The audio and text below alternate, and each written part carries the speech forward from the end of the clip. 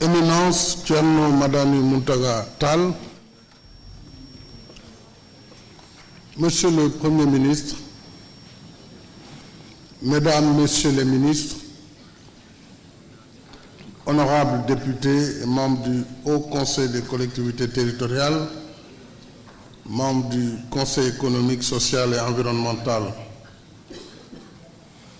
honorable Serigne Mansour Sy Djamil, honorable Thierno Seydou Nourou Cheikh Oumar Tall, représentant Thierno Bachir Tall, khalife de la famille omarienne, distinguées autorités religieuses,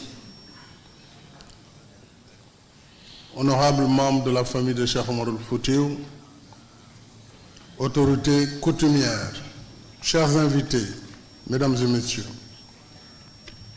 j'ai tenu personnellement à venir ce matin présider cette cérémonie qui marque le retour à Allah du vénérable Thierno Muntaga Tall, qui marque le 10e anniversaire. Mais cette cérémonie également qui célèbre et magnifie son œuvre. Parmi les hommes, il y a des monuments, car bien que disparus, ils témoignent par leur œuvre de la signification du passage des hommes et des peuples sur terre. Ce sont ces monuments qui donnent au peuple des repères, non pas seulement pour connaître et se glorifier du passé, mais aussi et surtout pour être conscients de leur devoir dans la construction du futur. Car c'est bien dans la conscience du présent que se forgent et se dessinent les lignes du futur.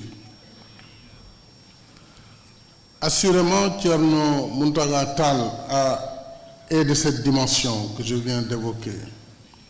Sa vie et son œuvre, à travers les valeurs et les symboles qu'elle véhicule, sont des emblèmes et une source d'inspiration pour notre peuple. Pour parler de l'homme, suivons ses empreintes, comme dit le poète arabe. Telles sont nos traces. Elles montrent qui nous sommes. À notre disparition, observez ces traces. Fin de citation. De Demet, où il naquit dans le département de Podor en 1914, à Dakar, où il reçut les attributs de khilaf de la famille omarienne en 1980, Thierno Muntaga a marqué la communauté musulmane par son parcours exceptionnel, son œuvre intellectuelle, son action sociale et sa pensée faite de sagesse. L'autorité morale et spirituelle qu'incarnait Thierno Muntaga Tall émanait naturellement de sa capacité à se faire écouter, à se faire comprendre, à inspirer le respect de ses disciples et interlocuteurs. Cette notoriété était le fruit de son éducation religieuse et spirituelle et de sa longue pratique des hommes au sein de leur société. À l'image de nombreux hommes de Dieu, ses activités d'enseignement et de jurisconsulte, aussi prenantes qu'elles furent, ne l'empêchaient jamais d'être à l'écoute de ses fidèles, mais surtout d'être à l'écoute de son peuple dans tous ses segments. Homme d'une simplicité à toute épreuve, Thierno vivait parmi les siens. Il incarnait par sa modestie et sa conduite au sein de ses semblables les vertus d'un homme de Dieu, répondant au modèle prophétique exalté dans la sourate Ali Imran, verset 159 du Saint-Coran, et je cite: « C'est par quelque miséricorde de la part d'Allah que tu, parlant de son envoyé Mohammed sallallahu alayhi wa sallam, que tu as été si doux envers eux. Mais si tu étais rude, au cœur dur, ils se seraient enfuis de ton entourage. » Fin de citation. Ce sont ces vertus de convivialité, d'égalité et de solidarité tirées des enseignements soufis dont il était maître qui ont été la marque de son magistère. Cette générosité était aussi perceptible dans sa quête intellectuelle et spirituelle. Ayant très tôt pris goût à l'enseignement dans son Fouta natal, notamment au village de Bogué, en République islamique de Mauritanie, Thierno éduqua et forma nombre d'érudits de plusieurs contrées et pays de la sous-région. Il traduisait ainsi par son œuvre pédagogique la parabole prophétique selon laquelle l'encre des savants est plus précieuse que le sang des martyrs. Car c'est de cette encre que l'on développe les sciences, que l'on éclaire les esprits et que l'on restitue à l'humanité l'essence de la première injonction. Iqra, lis. Assurément, Thierno Mountaga Tall comptait parmi les meilleurs des hommes de son époque, eu égard à son amour de l'acquisition et de la transmission du savoir. Et l'on sait que, selon la tradition prophétique, le meilleur parmi nous, c'est celui qui, ayant appris, transmet aux autres les fruits de sa connaissance. Il ne cessa au quartier de la Médina, ici à Dakar, où il s'établit plus tard, de s'investir dans la propagande de la foi, de prêcher la bonne parole et de cultiver l'entente cordiale, non seulement au sein de la communauté musulmane, mais aussi par le dialogue interreligieux et le dialogue islamo-chrétien que nous aimons et pratiquons si bien chez nous au Sénégal. À son fief de la Médina, il recevait simplement ses hôtes, sans distinction de classe ou d'origine sociale. Ces talibés étaient de tous âges, y compris ceux de la tendre enfance.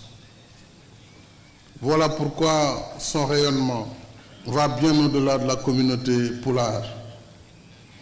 On ne peut compter ses fidèles et ses amis de toute origine, des relations que sa descendance cultive et entretient si bien à ce jour.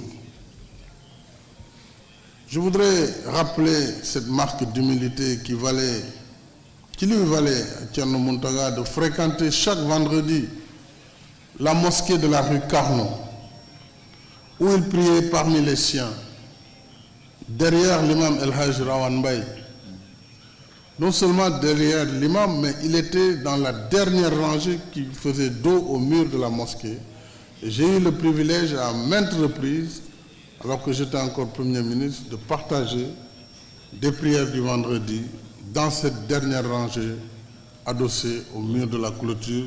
Quel symbole d'humilité!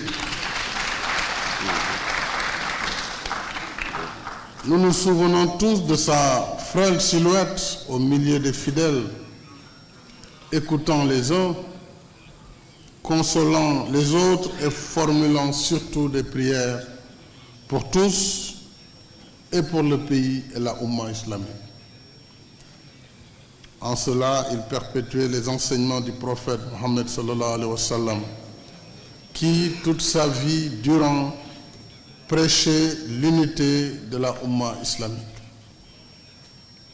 Et cela, l'œuvre de Thierno correspond si bien à la devise de notre pays: un peuple, un but, une foi.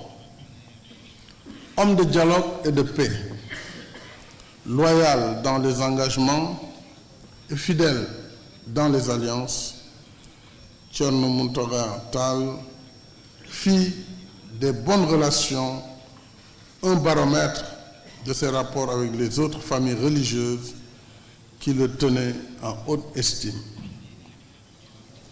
Mesdames et messieurs, Excellence Thierno Madani Mountaga, l'œuvre de Thierno est une illustration de sa haute conscience du devoir actuel et de l'héritage pour les générations futures. Sans relâche, avec patience et souplesse, il procéda au rapatriement au Sénégal du fonds bibliothécaire d'El Hadj Omar, comprenant plus de 500 ouvrages, et au Mali, de la dépouille du premier saint syrien africain, le lieutenant Abdoulaye Tall, fils d'Ahmadou, l'ami de Djoulbe. Dans le même sillage, il consacra plus de 30 ans de sa vie à la rédaction de l'ouvrage de référence sur le parcours de l'Hadj Omar, Al-Jawahir wa Doura, ou les perles rares sur la vie de l'Hadj Omar,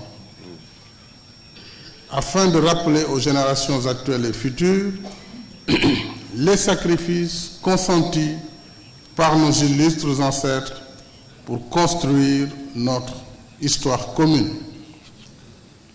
J'ai pris l'engagement devant vous le vendredi dernier de faire éditer cet ouvrage et les consultations ont déjà démarré. Enfin, Thierno est aussi un organisateur et un bâtisseur hors pair. C'est lui qui initia le premier Mawlud à Dakar en 1947, un an seulement après avoir rejoint son oncle, Thierno Seydou Nourou Tall. Plus tard, il entreprit la construction de la mosquée de Cheikh Omar Al Foutiyou sur son site actuel à l'avenue El Hadj Malick Sy, pour offrir à la communauté musulmane un espace de rencontre et de dévotion spirituelle. Cette mosquée est aussi l'un des symboles les plus puissants de la belle entente entre les communautés religieuses de notre pays, puisqu'elle a été érigée suite à une cession de la communauté catholique à la famille omarienne. Le 12 janvier 2007, l'homme de Dieu multidimensionnel, phare spirituel au rayonnement éclatant, nous quittait. Mais il vit en chacun de nous par son œuvre. Et vous venez de me dire, Thierno, qu'il y a un hande, Guédé Thierno Mountaga, il y a un hande, on a kalir d'Adouni. Anda non mi ne wayno hande dal hunde mato yetti hande jadude yetti non jettenen Allah subhanahu wa ta'ala. Alors il vit en chacun de nous par son œuvre, son souvenir et ses recommandations pour qui veut apprendre, comprendre et préserver, persévérer, surtout dans la voie à laquelle il invitait ses compagnons. La voie du Nasirul Haq bil Haq. À l'heure où le radicalisme violent envahit le monde et menace nos sociétés, son legs reste un repère qui transcende les âges et les contingences. C'est une invite permanente au culte du savoir, de l'éthique et de l'engagement. C'est un appel toujours vivifiant à la paix et au vivre ensemble. C'est tout ce legs qu'il appartient aujourd'hui à la famille omarienne de porter en viatique aux générations actuelles et futures.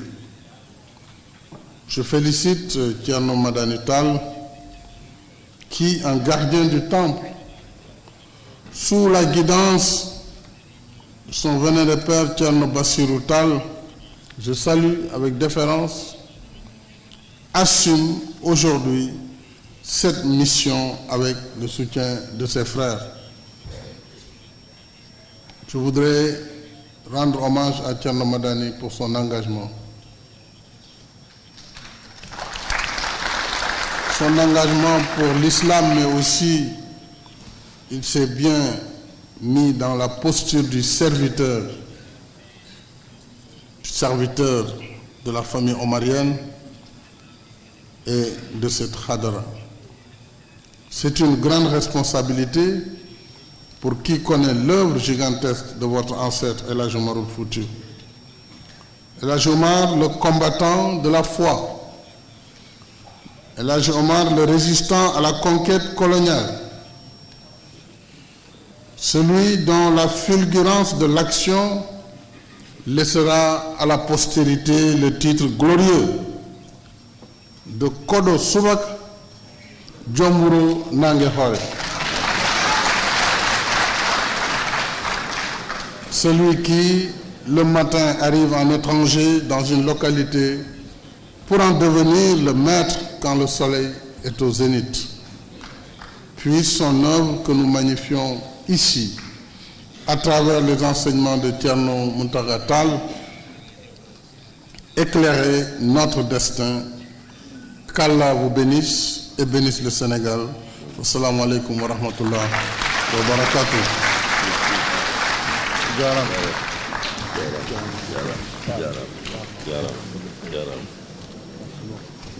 Alors,